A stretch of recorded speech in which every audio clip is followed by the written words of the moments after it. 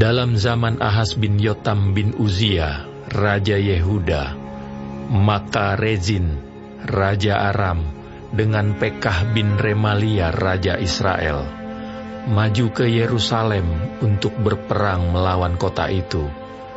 Namun mereka tidak dapat mengalahkannya. Lalu diberitahukanlah kepada keluarga Daud, Aram telah berkemah di wilayah Efraim. Maka hati Ahaz dan hati rakyatnya gemetar ketakutan seperti pohon-pohon hutan bergoyang ditiup angin. Berfirmanlah Tuhan kepada Yesaya, Baiklah engkau keluar menemui Ahaz, engkau dan Shear Yasyub anakmu laki-laki, ke ujung saluran kolam atas, ke jalan raya pada padang tukang penatu. Dan katakanlah kepadanya, teguhkanlah hatimu dan tinggallah tenang. Janganlah takut dan janganlah hatimu kecut, karena kedua puntung kayu api yang berasap ini, yaitu kepanasan amarah Rezin dengan Aram dan anak Remalia.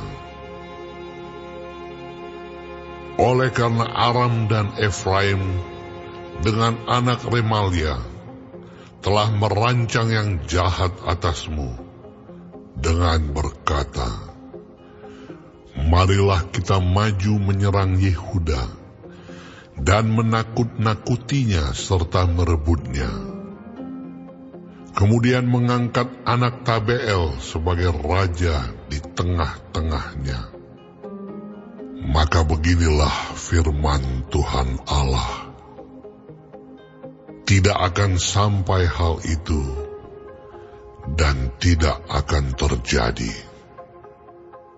Sebab Damsyik ialah ibu kota Aram, dan Rezin ialah kepala Damsyik.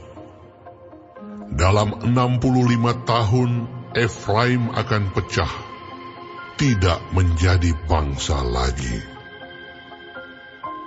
Dan Samaria ialah ibu kota Efraim, dan anak Remalia ialah kepala Samaria. Jika kamu tidak percaya, sungguh kamu tidak teguh jaya. Tuhan melanjutkan firman-Nya kepada Ahaz. Katanya, mintalah suatu pertanda dari Tuhan Allahmu. Biarlah itu sesuatu dari dunia orang mati yang paling bawah, atau sesuatu dari tempat tertinggi yang di atas. Tetapi Ahaz menjawab, Aku tidak mau meminta, aku tidak mau mencobai Tuhan. Lalu berkatalah Nabi Yesaya, Baiklah, dengarkan hai keluarga Daud. Belum cukupkah kamu melelahkan orang, sehingga kamu melelahkan Allahku juga? Sebab itu Tuhan sendirilah yang akan memberikan kepadamu suatu pertanda. Sesungguhnya seorang perempuan muda mengandung dan akan melahirkan seorang anak laki-laki, dan ia akan menamakan dia Immanuel.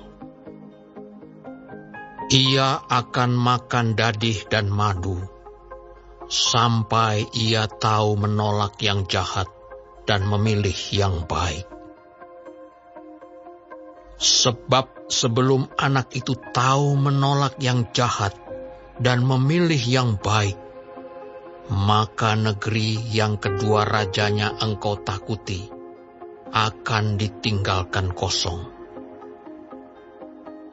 Tuhan akan mendatangkan atasmu dan atas rakyatmu dan atas kaum keluargamu hari-hari seperti yang belum pernah datang sejak Efraim menjauhkan diri dari Yehuda, yakni Raja Asyur. Pada hari itu akan terjadi, Tuhan bersuit memanggil lalat yang ada di ujung anak-anak sungai Nil, dan memanggil lebah yang ada di tanah Asyur. Dan semuanya akan datang hinggap di lembah-lembah yang terjal, dan di celah-celah bukit-bukit batu, di segala pagar duri, dan di segala tanah penggembalaan. Pada hari itu, dengan pisau cukur yang dipinjam dari seberang sungai Efrat, yakni Raja Asyur, Tuhan akan mencukur kepala dan bulu paha, bahkan pisau itu akan melenyapkan janggut juga. Pada hari itu, setiap orang akan memiara seekor lembu betina yang muda dan 2 ekor domba. Dan karena banyaknya susu yang dihasilkan, mereka akan makan dadih. Sungguh, dadih dan madu akan dimakan oleh setiap orang yang masih tinggal di dalam negeri.